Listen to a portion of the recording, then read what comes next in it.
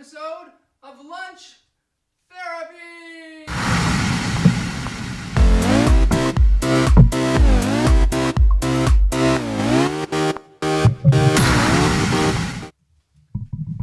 Hey, thanks, Boney. Thanks for being here for another episode of Lunch Therapy, where we talk about things that might not be pertinent or relevant, but it's a little bit of a break from the things that are going on in the world. So we try and keep it light. We try and have fun. I don't know who we are, me and Boney, I guess. I'm Joel Marshall. I'm a comedian here in Los Angeles, and this is Lunch Therapy. We have a show that we normally do at Trencher Restaurant in Echo Park here in Los Angeles. Of course, that's not happening now, so I'm putting out the Lunch Therapy there. And we're on our 13th episode. And today is a special day because we are celebrating the life of Leonard Nimoy. Leonard Nimoy's birthday was yesterday. Boney was a big fan of Leonard Nimoy, still is. He was, of course, played Spock, and was also somebody who wrote a lot of books and just had a really, really good sense of humor about himself. We were able to interview him on Fat Free Film, which was our podcast about independent filmmaking, and I invite you to listen to that sometime because it's pretty fun because he talks about a lot of things about, he's famous for the book I Am Not Spock. And then he apparently wrote another book called I Am Spock. My shirt says, What Did the Spock Say? Which was a shirt based on an internet phenomenon called What Did the Fox Say? It was just a goofy thing where they just ran around. This is the convergence of weird things. And eventually you have a shirt that says, What did the Spock say? And nobody really knows what it means. So one of the things I liked about Leonard Nimoy was he had humility and he was able to make fun of himself. I think that's a good example that he would have a book called I Am Not Spock, trying so hard to not be affiliated with the thing that made him famous, and then to realize, hey, it might be a good thing.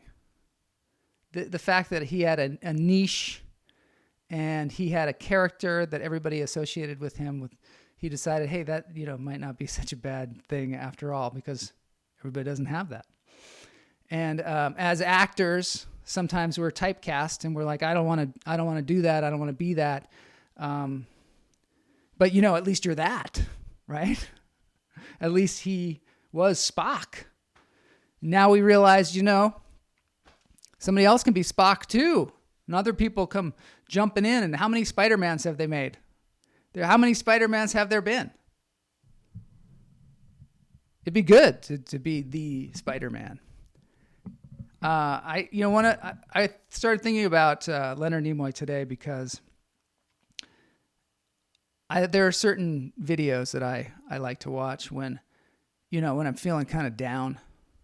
Because a lot of us have been, locked up and quarantined, and it was kind of novel in the beginning, but now, it seems like it's going on for a long time, and so we're going to have to do things to entertain ourselves, like lunch therapy, but also just things that make us happy, things other than touching our face.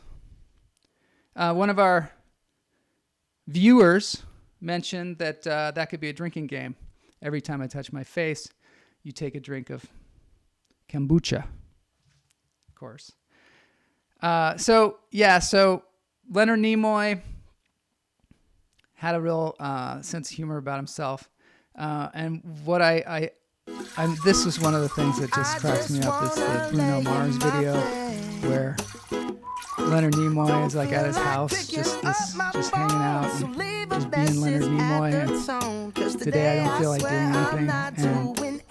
And one of the things I want to point out in this video, in that moment, he actually yawns, which is nearly an impossible task to fake.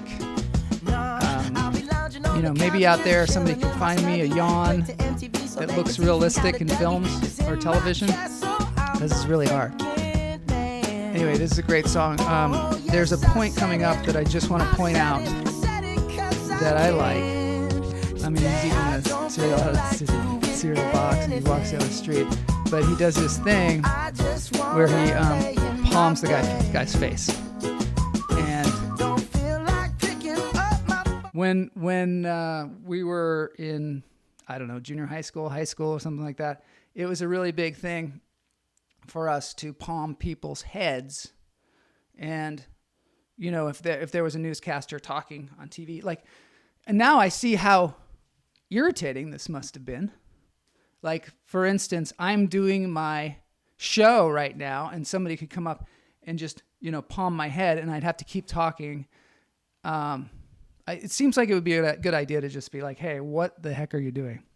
But back then we would find newscasters, local Seattle newscasters, and they'd be talking on TV. And one of the things that we liked to do is to come up behind them and palm their head while they were talking. I wish I had some footage of this because it would be a great thing to show right now. It's hard. These days, kids, when they grow up, they're going to have all this footage they're going to just have footage of every day. They're going to have pictures from every day. We just have like just a hodgepodge of a few snapshots of things that we can look at. One thing that comes to mind is my friend and I, Kevin Sherman, were in a mall one time. This is my early career. We were in the mall. We were bored. I don't know what was going on, but we came across this show called Northwest Afternoon that they were filming in the mall. And I guess it was a daytime show. It was a daytime show, but a local daytime show. And we went there, and somehow I got into this thing that was like the soap opera star of the day contest. And I got up there. I touched my face, by the way. I got up there, and somehow I was in a competition, me and like two other people, about who could act the scene from this soap opera the best, who would be the best at it. And, this was my first acting gig, I think, besides I playing Santa Claus in the school play, in Santa Claus and the Witch. I mean, it was pretty important, but this was first time on actual television. And so I somehow won the contest and I got to go to the next round. Well, Kevin Sherman, being a very resourceful, improvisational type of person, as we were walking out the door to go see to the taping of the next Northwest Afternoon, he grabbed this mask that his sister had made, and it was a paper mache mask with a fish through the head. It was sort of an homage to Steve Martin and his arrow through the head. And it was just this crazy looking mask with these googly eyes, and he brought it. I'm like, oh, I don't know why he's bringing it. And so then when we got there for the Soap Opera Star of the Day contest, I was up there ready to compete with the other finalists. And there were like two other people, and then there was the cameraman. And I heard one cameraman say to the other one, watch that guy because he might do something crazy. And he was referring to me. So when I got up there, the line was, when you kiss me, you don't think of me, you think of someone else. So I told that to Kevin somehow, and Kevin was like, okay, just point at me when you say that. And so I was like, okay. So I got up there and I said,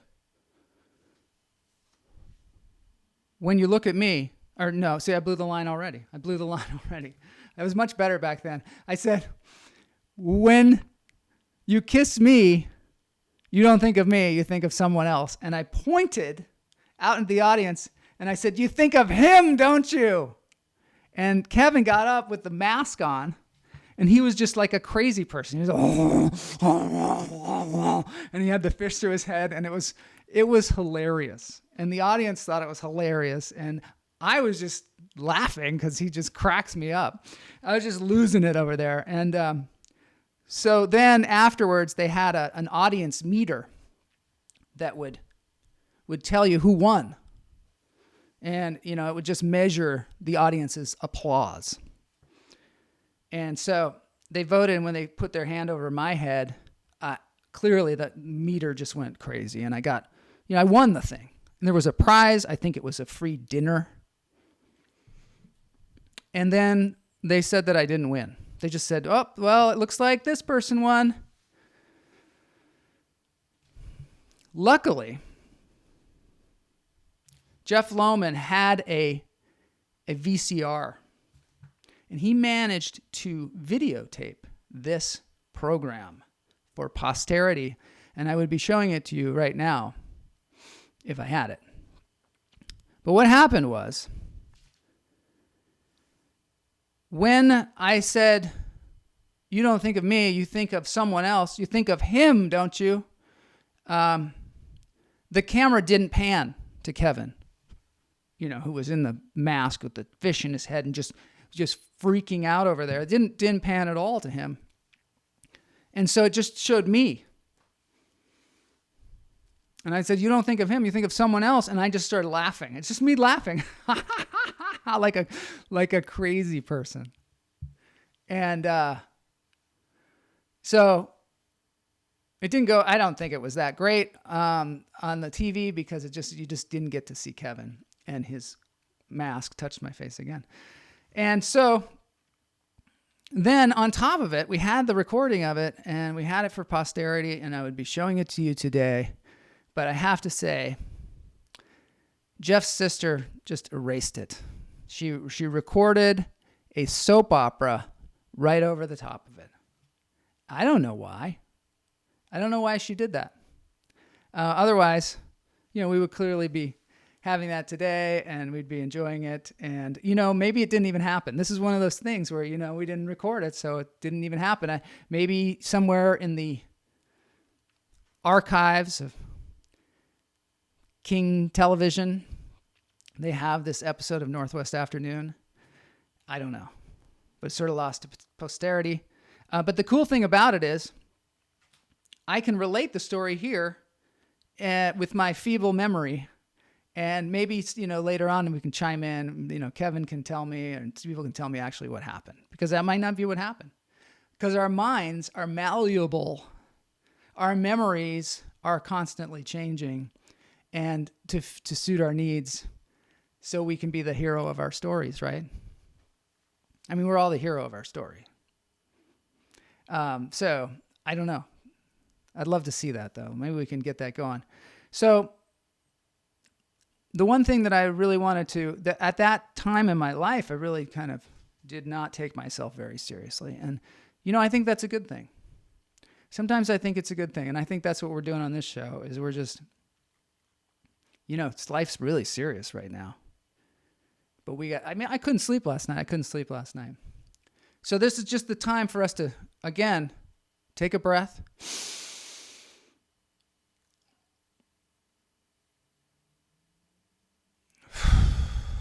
And just let it out. Take a breath. And just let it out.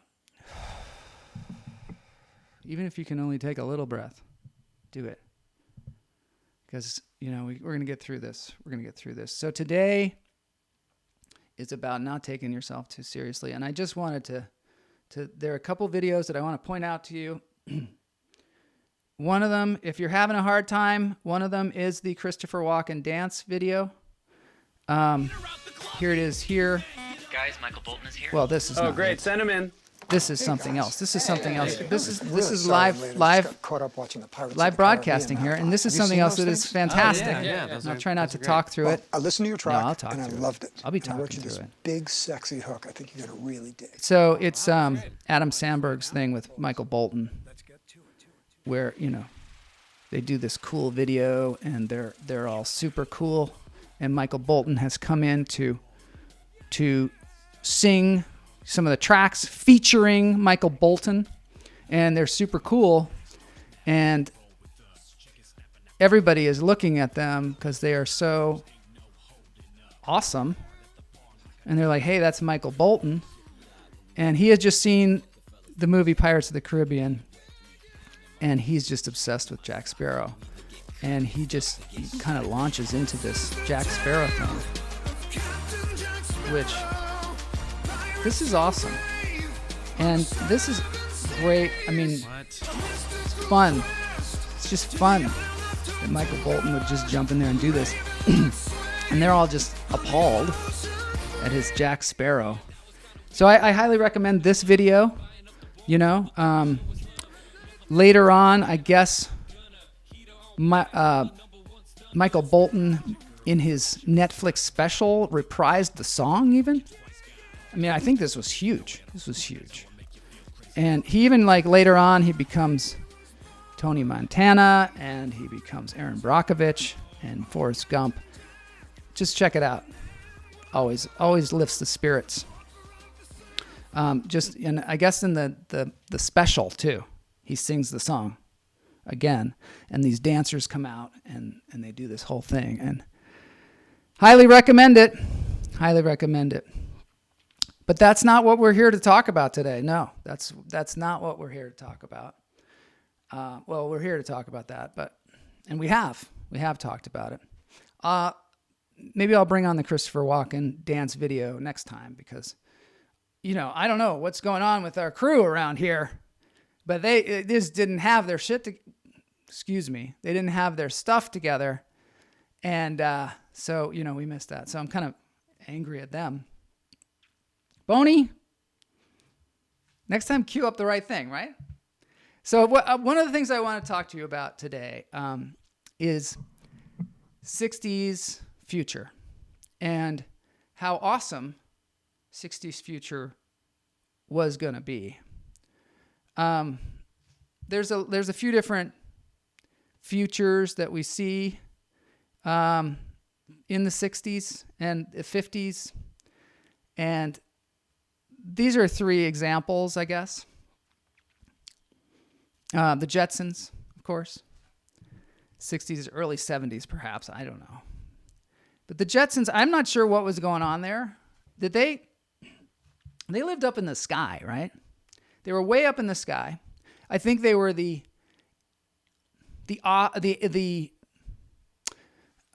companion piece to the Flintstones.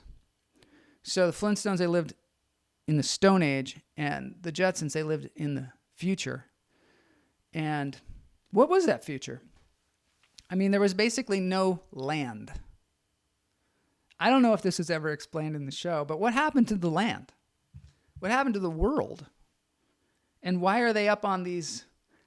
They look like massive space needles up there. And how did they get there?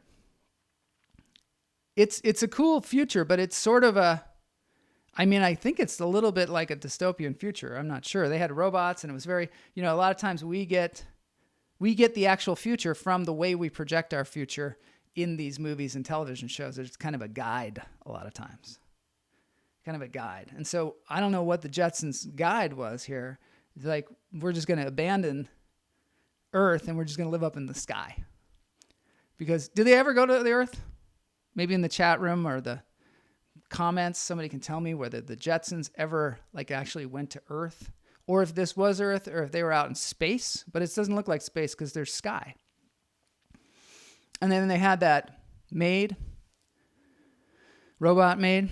I don't know what she's doing in that picture, but it looks like she's gonna shoot him or something. I don't know. Let's take a little better look at that thing. Oh yeah, yeah. I don't know. I don't know what's happening there.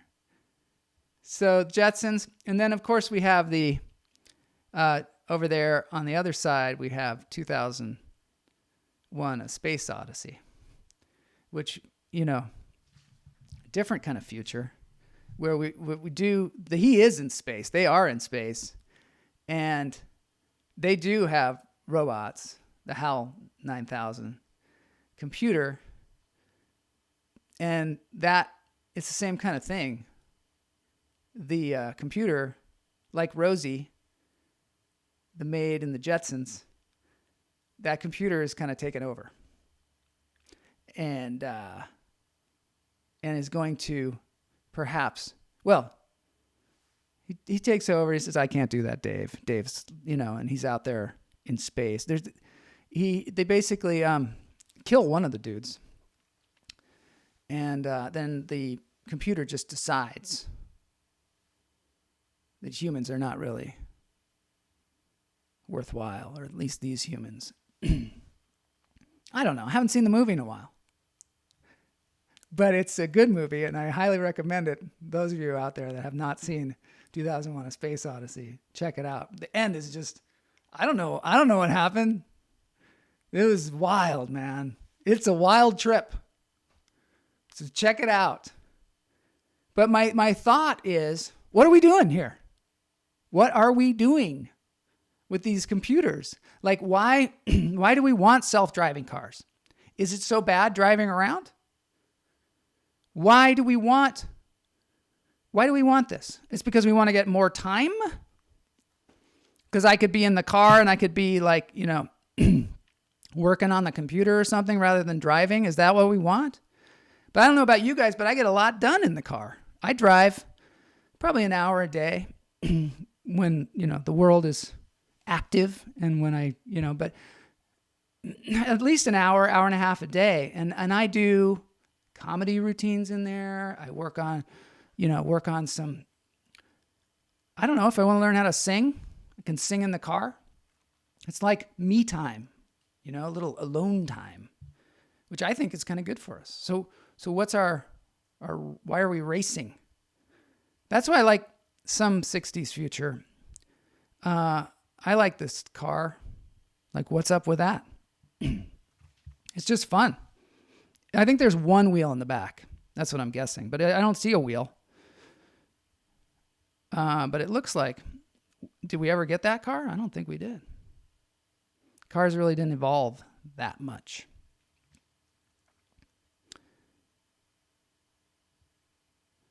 Which brings me to this. I don't know if you guys remember this, but in the 1962 World's Fair in Seattle, Washington, they had this incredible thing called the Bubbleator. And it was a bubble. It's a bubble made out of plastic and metal. And we're just watching this on a kind of a loop here, but it gives us a chance to really just see the magnificence of the Bubbleator. Apparently, you could get 100 people in this thing. And then in the World's Fair, when they got in it, people would say, there was a guy operating it. They could have automated it, but they had a guy operating the thing at like a control panel. And he would say, hey, we can only get 100 people in this thing, a century of people.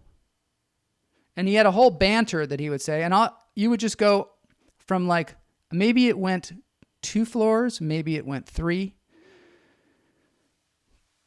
But it was a sign of the future, what we were going to be doing in the future. We were going to be just in these cool Bubbleators. And I think this may have been the only one.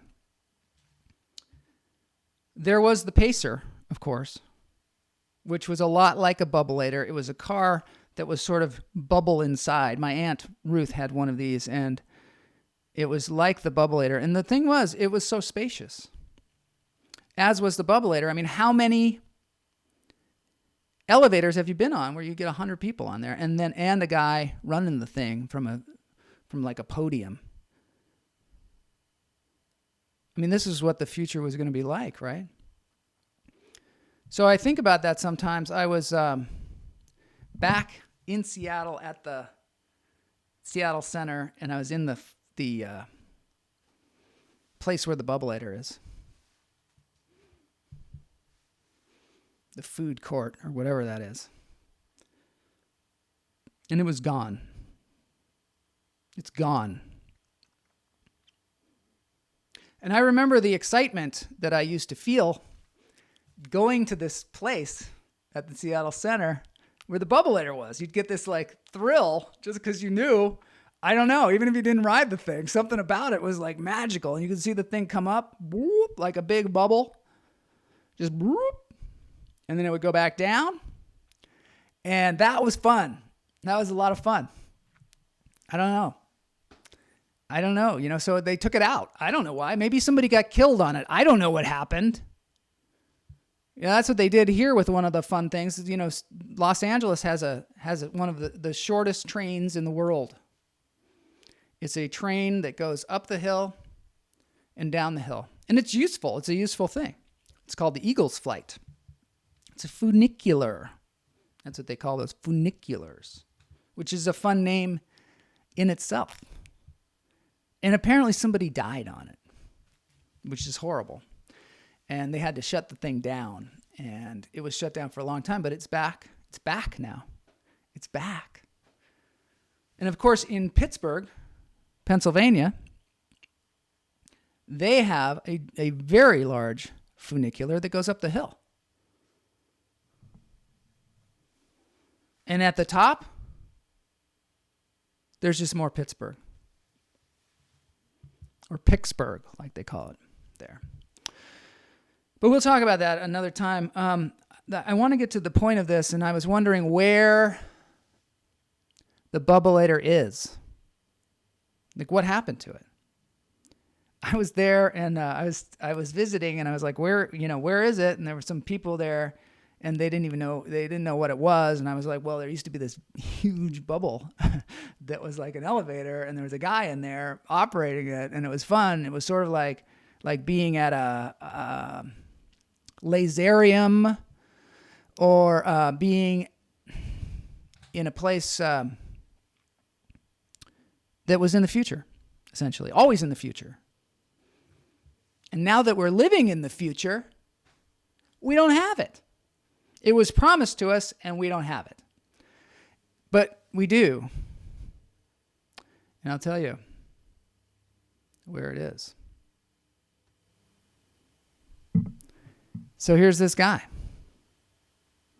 I guess, when I first heard about this, I was a little upset. Because the Bubbleator is now sitting in someone's yard. It's a greenhouse. This guy, Gene